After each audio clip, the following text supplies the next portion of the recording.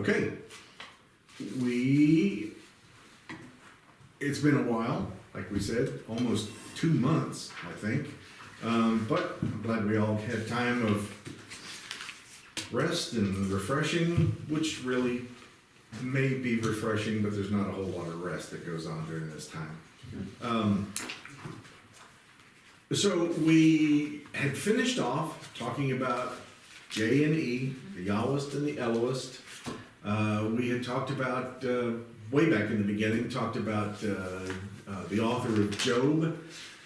And now we've come to the person who may be responsible for most, I'm not going to say most, the largest block of writing in the Old Testament. Now, Isaiah has an awfully big book, 66 chapters, but that's not all from one source. We know that Daniel is a long book, and Jeremiah is a long book, and Psalm certainly is. But when we're talking about the Deuteronomist, he is responsible for a lot of the things that come in the first half of the Old Testament. Well, he probably begins his career during the reign of King Josiah, and King Josiah, who was the boy king, became king when he was, I think, 11 years old, grew into the crown, and was a good king. He represents one of the most important periods of the ancient monarchy, and certainly an important figure during the development of the Hebrew Bible. There were a lot of reforms that started taking place during Josiah's time. Now, before him, there had been King Hezekiah, who was responsible for a lot of transitions in the religious practice. But during Josiah's time, we've seen the fall of the North Kingdom. The Assyrians had knocked off the kingdom of Israel in 722, and now those people had begun migrating down to the south, and they kind of bring some of their religious practices with them. And Josiah doesn't much like it. Neither do the priests. They established, or at least compiled, very important passages and sections of the Hebrew Bible during what's called the Deuteronomistic Reform. Okay, well, I'll tell you what that is. So we have in Josiah becoming the king of Judah. I'm sorry, it was the age of 8, not 11. After his father, King Ammon, had been assassinated. Well, they were pretty much by this time comfortable with the son adopting the throne from his father, or inheriting the throne from his father.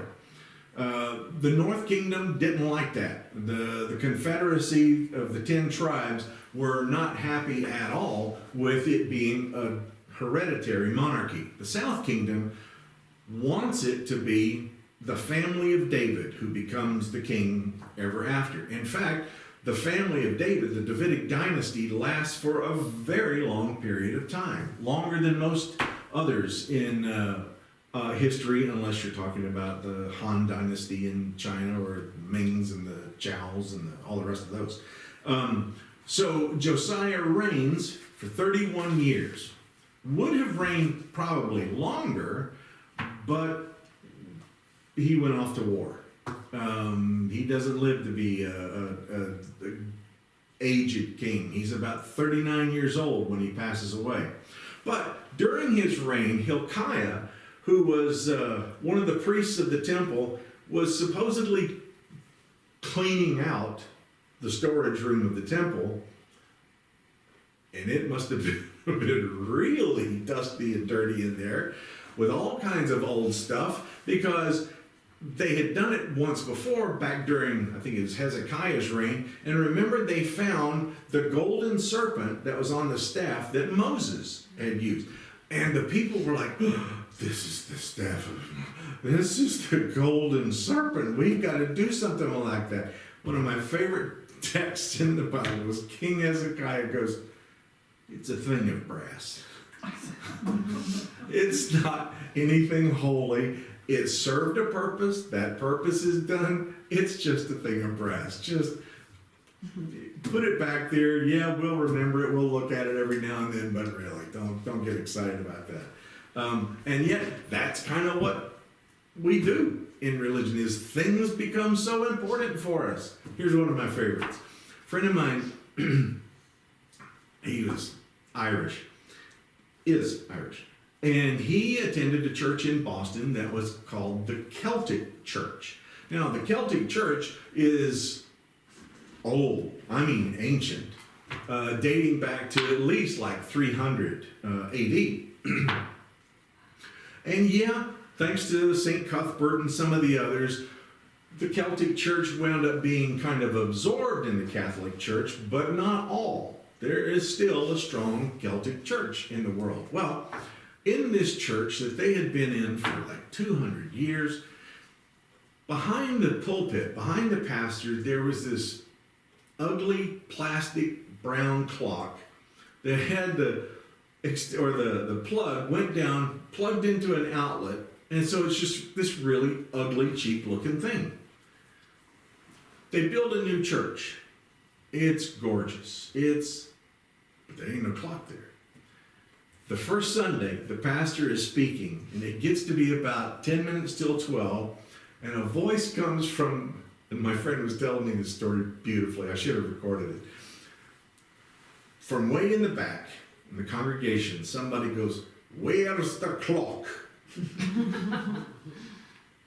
pauses half a second, but he keeps on going. Gets to be about 5 minutes of 12. "Where's the clock?" He keeps on going, gets to be straight up 12, and it's, "I said, where's the clock?" And the pastor slams his Bible shut, prays the dismissal prayer, and sends everybody home. Next Sunday, they came into church, and the ugly brown clock with the brown cord plugged into the outlet down below was in the brand new church. It had become a sacred thing, and the pastor would like to say, it's just a thing of plastic. Well, we make idols out of all kinds of stuff. Practices, objects, buildings. Well, they're important to us, and we understand why. If you've grown up, the church that my mom was raised in, and the church I had spent a lot of my youth in, I went back one day to pass through the town, and it had been turned into a gymnasium for the church school. And I'm like, oh man. But I'm like, okay, it's a building.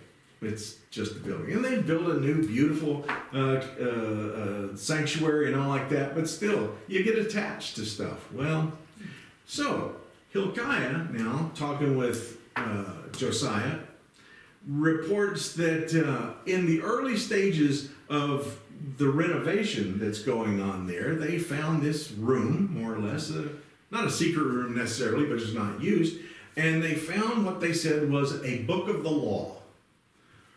Well, everybody gets pretty excited about that. Why? Because they said they did not have the law. All right, makes us think a minute, because they knew there was a law, but there's no book of the law. Had there been something and it was lost? Had there been, or had it not even been done yet? Well, as things go along, we find out that this is the scroll that will be called Deuteronomy, which actually means a second law. It's Greek. It's a second law. This is something they thought was like a copy or a retelling of the original manuscript. What we now know is this was something that was supposed to fill a vacuum because they didn't have a Torah, didn't have a law, didn't have a Pentateuch. That's not going to happen for a little bit. So we have this book of the law. Hilkiah gives the scroll to his secretary Shaphan, who then takes it to King Josiah, and then Josiah reads it and says, this is This is the word of the Lord. This is what we were supposed to have all along. And he begins this reform called the Josiah Reform, sometimes called the Deuteronomistic Reform. But anyway, he begins this great reform. Now, like I said, a lot of the cult features of, and I don't mean occult, I just mean like, not a centralized form of worship. A lot of these features had trickled down into the South Kingdom in Judah.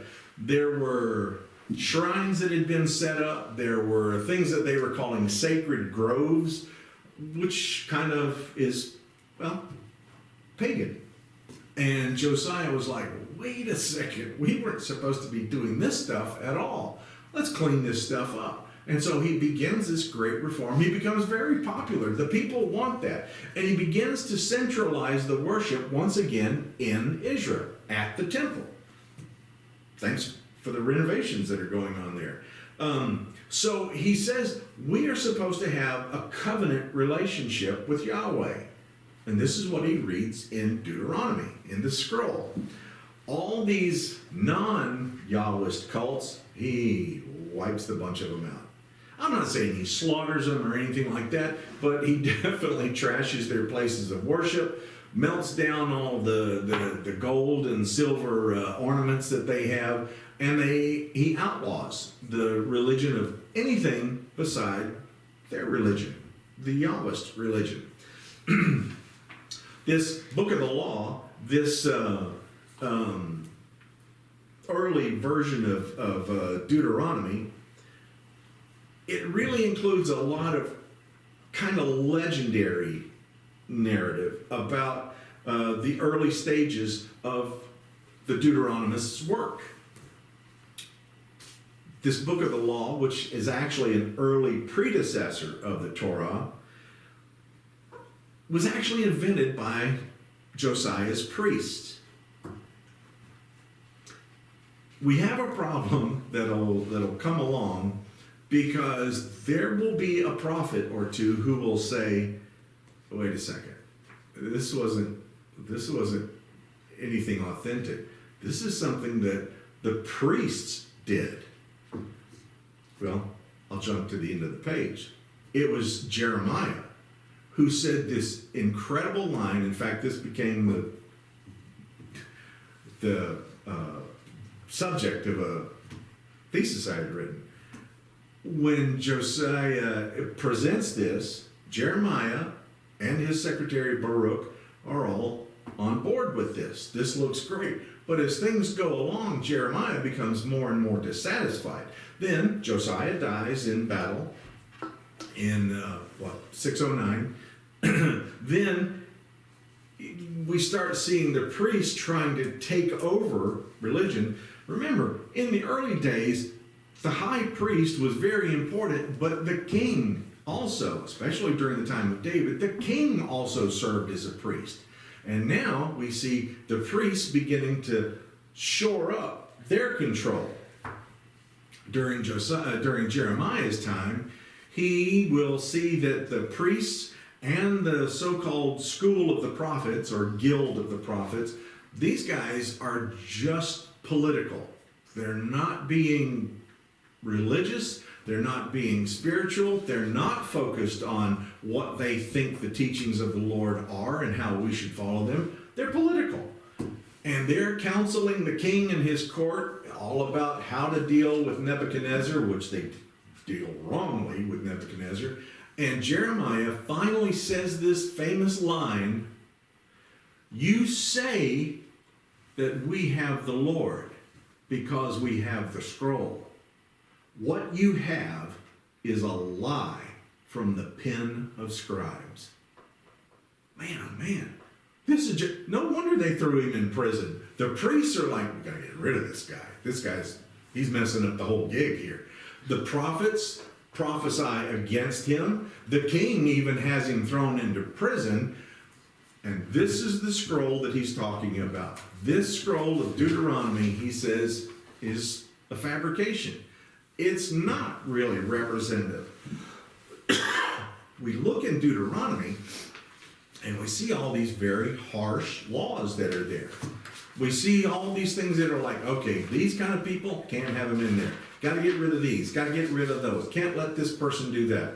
And a lot of times today, when we see people talking about how the world should be, they want to quote Deuteronomy.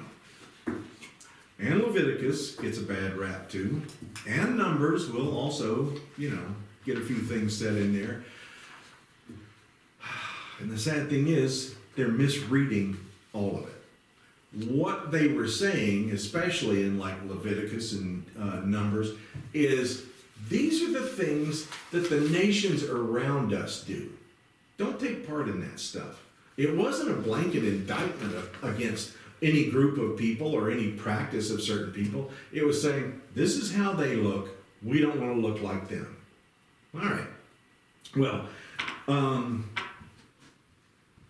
we suspect that it was, in fact, the Orthodox Yahwist priests who were the ones who composed the book. They said it came from Moses. Okay, if you've read Deuteronomy, then you know that at the very end of the book of Moses, it says, and Moses was buried in a place that no man knows to this day. And there has never been a prophet like Moses, even to this day. How in the world did Moses write that? Now, either he's a very prideful clairvoyant, or somebody else wrote the thing. And the thing is that it's the very same kind of vocabulary, it's the very same kind, all of it matches the earlier stuff. This wasn't something that somebody else wrote later about Moses. No, this was something that the original author had included.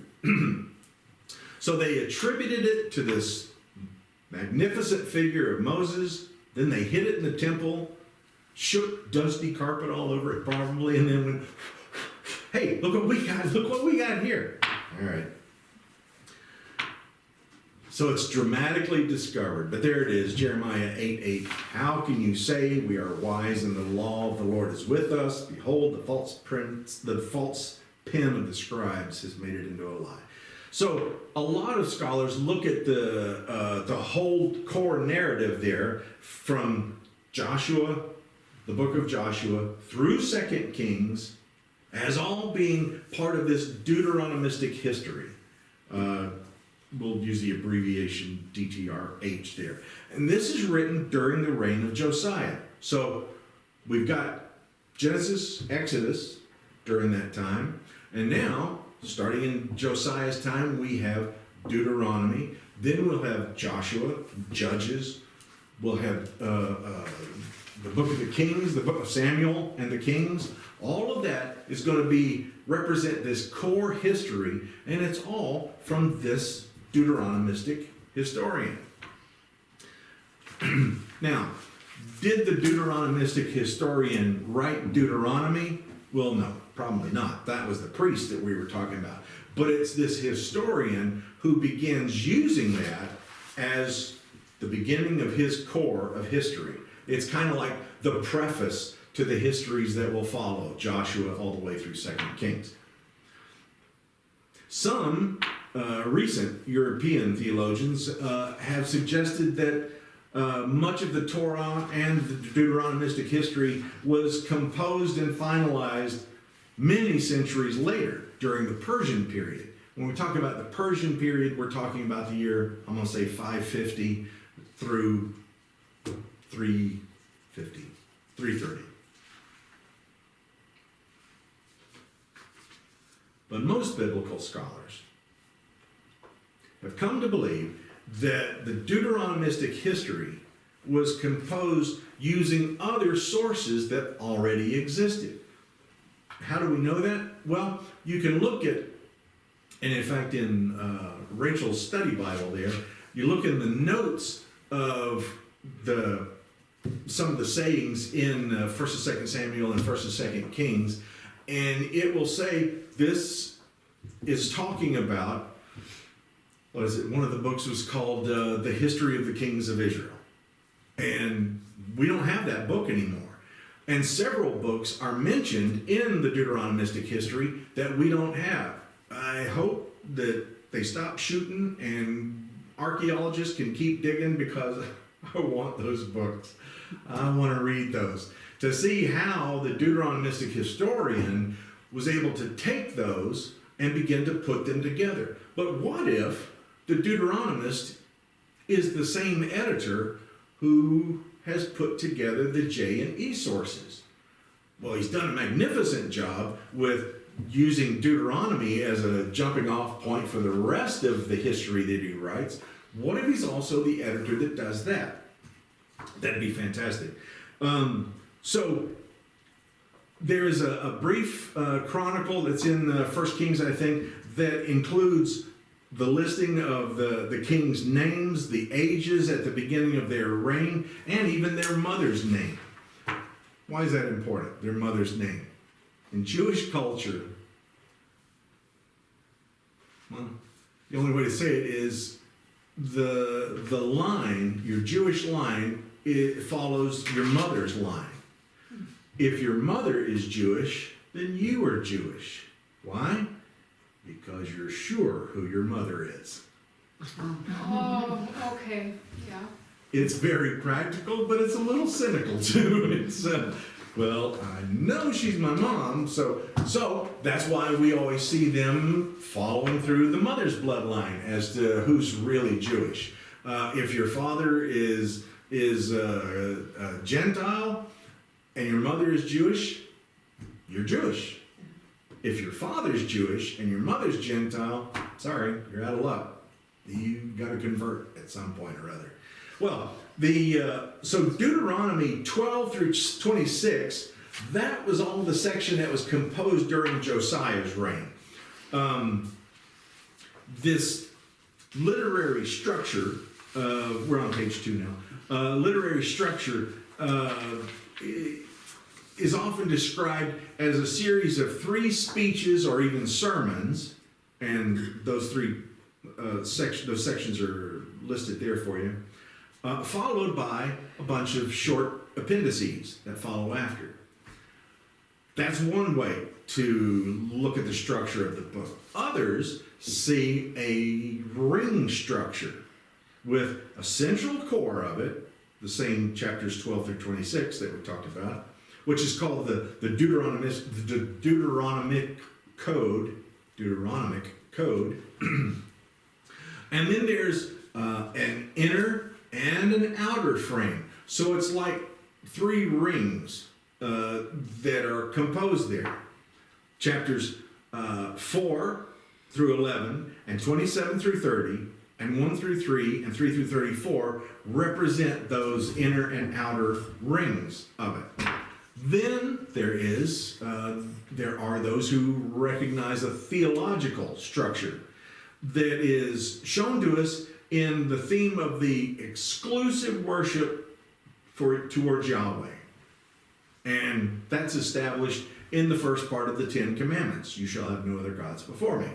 And the Shema, it's called. Hear, O Israel, the Lord our God is one. The Shema.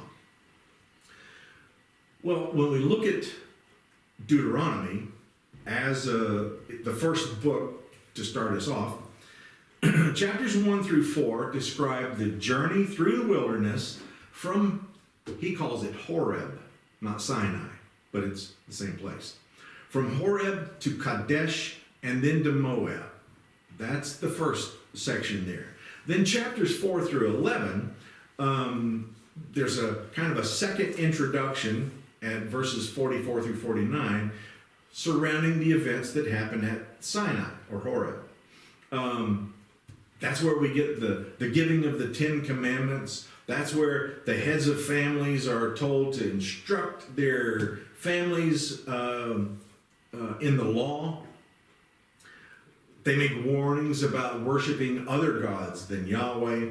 And the land to Israel is praised, or the land promised to Israel is praised, and the people are urged to follow this. Now, you have all kinds of strange things going on there at that time because the people do start looking towards other gods. The people do start to find themselves attracted by different things they see along the way. They are easily distracted. And they're constantly having to be told, no, come back over here. There's miracles that are required. There's new instructions that are required. There's sternness from Moses that's required in order to keep these people in line. Then, chapters 12 through 26 is the section we call the Deuteronomic Code. This is the legal part. This is the law that's going to govern Israel's worship. It's going to govern the appointment and the regulation of the community and of the religious leadership, society's regulations, and the confession of who we are and who we're loyal to, chapter 26. The next two chapters are the blessings and the cursings for those who keep the law and break the law. Blessed are you who keep the ways of the Lord and who follow in his commandment, blah, blah, blah. But accursed shall you be if you, on and on and on. It winds up developing into a kind of a ritual where the people would be on one side of the valley, on one ridge, and the other half of the people would be on the other side. And this side would say, blessed are you who follow in the ways of the Lord and who keep his ordinances. And these people would then say, but accursed shall you be if you do not keep, but blessed shall you be. And it kind of echoes. Now, imagine being the guy in the middle, in the valley someplace, having this echoing going back and forth. And yet it had a profound effect on the people. To hear that read out loud like that is something extraordinary. So these are the blessings and the cursings. Then in the next two chapters after that, 29 and 30, it's the concluding speech on the covenant taking place in the land of Moab, and it has all the laws of the Deuteronomic Code after those that had been originally given. These are the supplemental laws that follow after.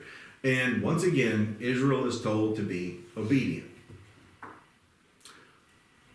Chapters 31 through 34, Moses is gone.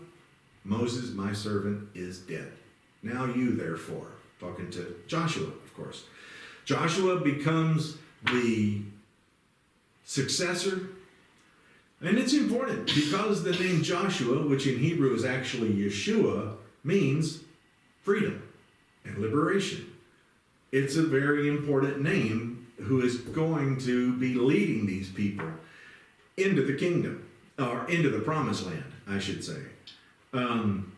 Moses has delivered the priestly law to the Levites, and he climbs up Mount Nebo or Mount Pisgah. Did I say Nemo? Nebo. That little fish. Climbs up Mount Nebo, also called Mount Pisgah, and that's where he dies. Got a little problem with that.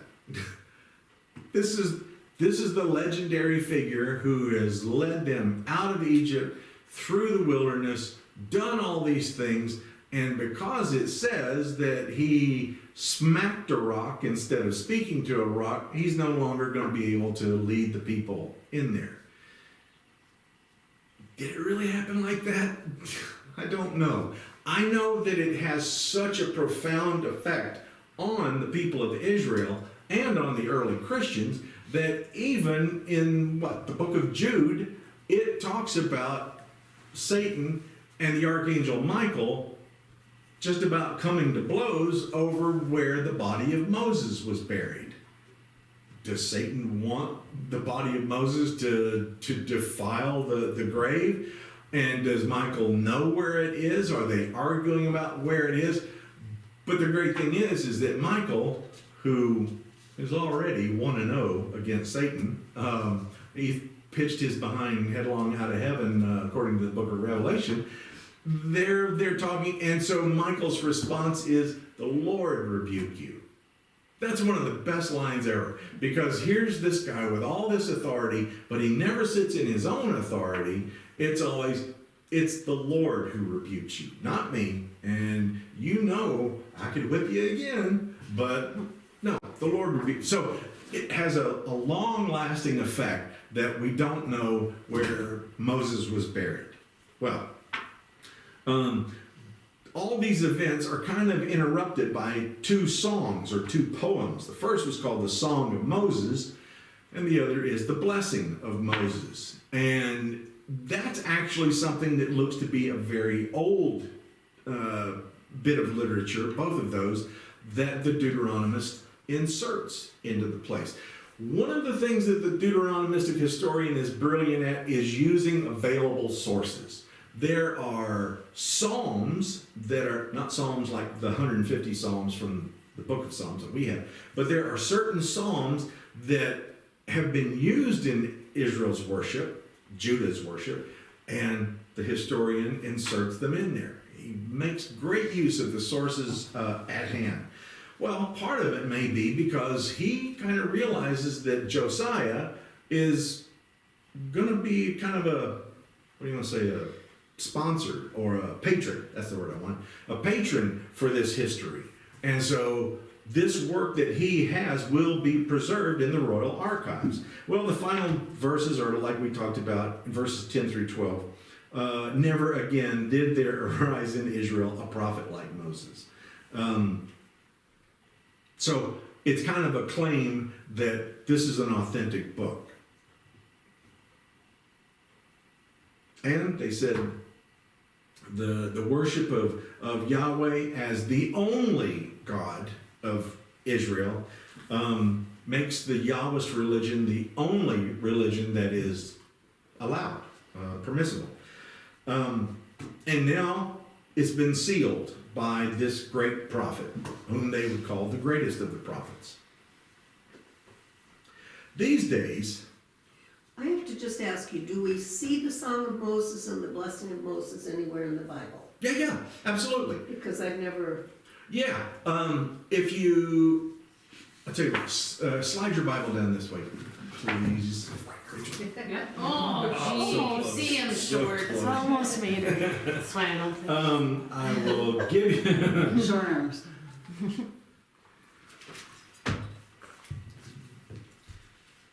okay, the Song of Moses is chapter 31, verse 30, through chapter 32, verse 43. In fact, in your Bibles, most of them will have a headline that says the Song of Moses over it. Yeah. And it says, then Moses recited the words of this song to the very end. Okay, right there. Moses recited. Sounds like something that existed beforehand. And then it says, he recited it to the very end. Well, if it was his, then whenever he stopped would be the very end. But this writer knows that there was something that existed before, and Moses tells all of it. But that's okay. In the whole hearing of the whole assembly of Israel, and it starts off, give ear, O heavens, and I will speak. Let the earth hear the words of my mouth. May my teaching drop like the rain, my speech condense like the dew, like the gentle rain on grass, like showers on new growth. For I will proclaim the name of the Lord, ascribe greatness to our God. The rock, his work. I don't know why Dwayne Johnson doesn't use this scripture to promote himself. The rock. His work is perfect and all his ways are true. A fearful God without deceit. Just and upright is he. Yet his degenerate children have dealt falsely with him. A perverse and crooked generation. Ooh, somebody uses that phrase later on somewhere like in John. When Jesus calls the Pharisees a crooked and perverse generation. Well, of course, he goes on, and where he winds it up in that. I'm not going to lick my fingers. It's okay. It's okay, Ken. It's okay. And then it finishes, will praise, O heavens, his people. Worship him, all you gods. For he will avenge the blood of his children and take vengeance on his adversaries. He will repay those who hate him and cleanse the land for his people. Wow, that's a little scary for those who happen to be living there. Then in the blessing of Moses, it is chapter 33, verses 1 through 29. And it starts off, this is the blessing with which Moses, the man of God, blessed the Israelites before his death. He said, the Lord came from Sinai and dawned from Seir upon us. He shone forth from Mount Paran. Then it wraps up with, the last verse is, happy are you, O Israel. Who is like you? A people saved by the Lord, the shield of your help and the sword of your triumph. Your enemies shall come fawning to you, and you shall tread on their backs. Now, kind of a triumphant kind of a version of what history will be for them. So here's the thing, and I would be remiss not to mention this, but there is actually in modern scholarship a very widespread notion that Moses is a legendary figure, kind of like King Arthur. Was there somebody like Moses? Probably. Was there somebody like King Arthur? Well, yeah, probably. But was it the person exactly as is described here, or is it a legendary figure? Truth is, I don't care, because the story still represents God using a person to lead people from bondage to freedom, to lead them to the place where a person who heard God, talked with God, and who then faithfully executed what God had demanded. If it was a person named Moses or a little Jewish boy named Chuck, it doesn't matter. Because the story, and this is one of the things my professor, Boulder Harrelson, had always said, was, doesn't matter who wrote it, doesn't matter if the names are right, the story is true. So, that's kind of how, I mean, I'll leave that to other archaeologists and scholars and stuff like that to determine the actual historicity of the figure. Deuteronomy too much, do we? No. No, No, because it's you kind know, of the a- Song of Mary, every year. Yes, You know, yes. And that's why I was just very curious. Yeah, Deuteronomy doesn't get a whole lot of attention, but then neither does Leviticus, thank God. Neither does Numbers, dear Lord. Those are just books that are kind of like in the 1800s when Dostoevsky and Tolstoy and Dickens and those guys were writing their novels. They would actually write it in installments and have it printed in a magazine. So the more chapters you wrote, the more you got paid, which is why War and Peace is this thick, and the Brothers Karamazov is this thick, and David Copperfield is a little bit less than that. But so you kind of get the feeling that some of this was it just to please the king, to have a complete history.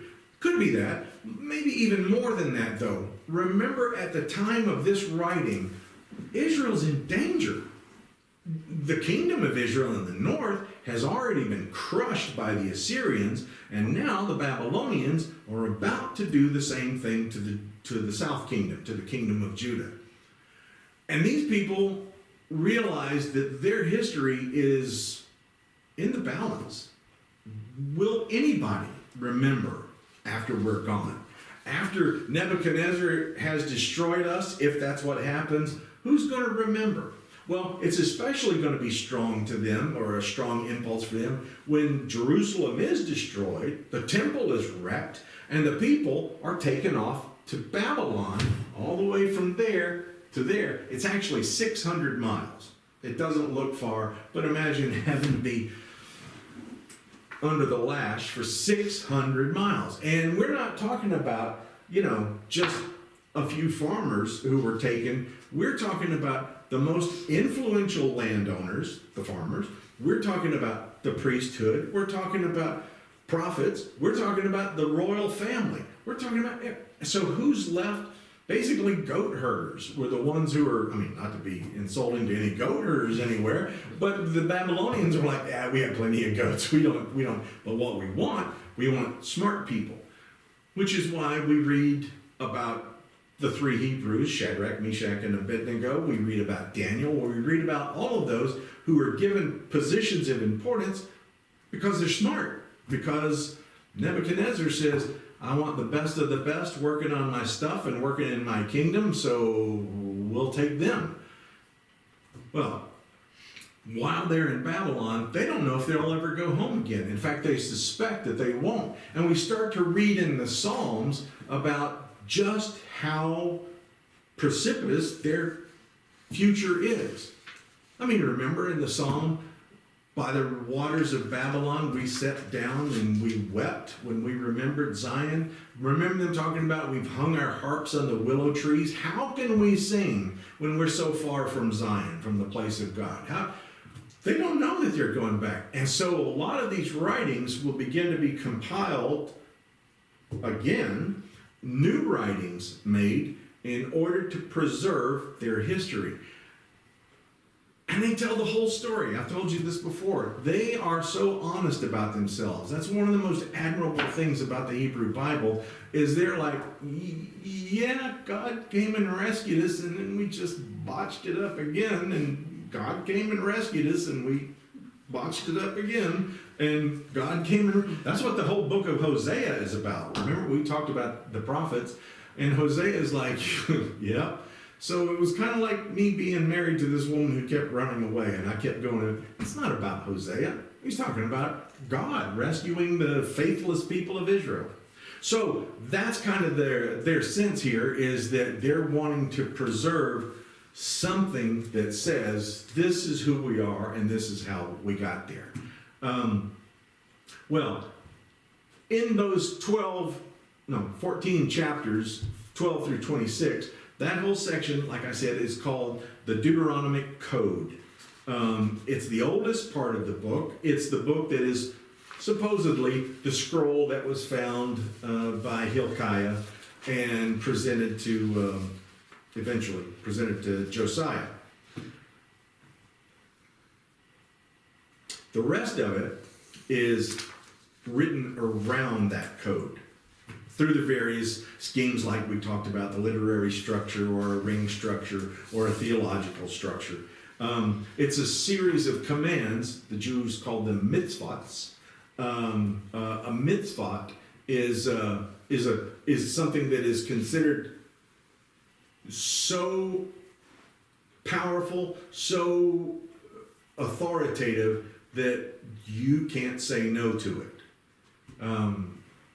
A friend of mine was a Jewish rabbi, and I asked him about something, I don't remember what it was, and I said, if this were to happen, were you to do this? And he would go, oh, I would consider that a mitzvah, And I was like, really? He goes, no, you can't. It's not just avoiding evil, it's that you must support what's good. You must help someone who is in need. Charity and loyalty, those are commands from God, they consider. And those are things that mean a lot to them. For us, commandments are more like a good idea. In the modern time, we kind of look at commandments as, that's basically a good guideline to follow. Not in ancient Judaism, and not even in Judaism today. A mitzvah, and they don't use that word lightly. It means something that you are condemned if you're not to do this. If you don't, actually, Islam has a phrase that's kind of like that, and they say, if I can help someone, I must help someone. Or a guy, I might have told you this story before, but a guy rescued me from this flash flood in Spartanburg, South Carolina. Come to find out he was Muslim. I was okay with that. And because I had studied this, I knew I was safe with this guy. And so I was lucky. He was a chef at the Hyatt Regency Hotel. His specialty was he was a Danish baker.